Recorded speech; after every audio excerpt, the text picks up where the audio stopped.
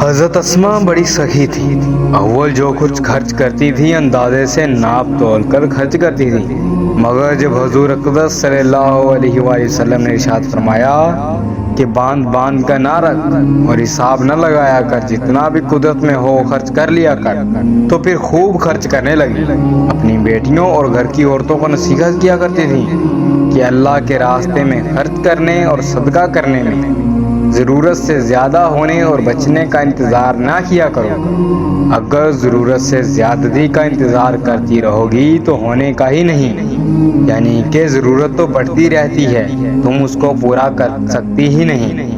اور اگر صدقہ کرتی رہو گی تو صدقہ میں خرچ کر دینے سے نقصان نہ ہوگا۔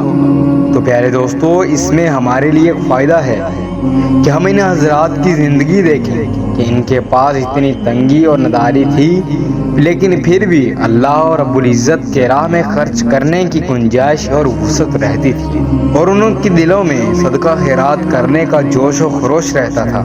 آج کل کے مسلمانوں میں افلاس و تنگی کی عام شکایت ہے، مگر شاید ہی کوئی ایسی جماعت نکلے جو پیٹھ پر پتھر باندھ کر گزر کرتی ہو، یا ان پر کئی دن کا مسلسل فاقہ ہو، کہ جس طرح میرے پیارے نبی حضرت محمد صلی اللہ علیہ وآلہ وسلم پر ہوا تھا، کہ ان پر یہ وقت بھی آن پڑا کہ ان کو فاقہ کرنے پڑے اور اپنے پیٹ پر پتھر باندھنے پڑے۔ تو پیارے دوستو، آج ہم اپنی زندگی کو دیکھ لیں کہ کیا ہم صدقہ خیرات کر رہے ہیں؟ کیا ہماری زندگی بھی پیارے نبی اکرم صلی اللہ علیہ وآلہ وسلم کی زندگی کی طرح گزر رہی ہے کہ جس طرح انہوں نے زندگی گزاری، کیا ہم بھی اسی طرح زندگی گزار رہے ہیں؟ کہ جس طرح انہوں کا لباس تھا ہم بھی اسی طرح کا لباس پہن رہے ہیں؟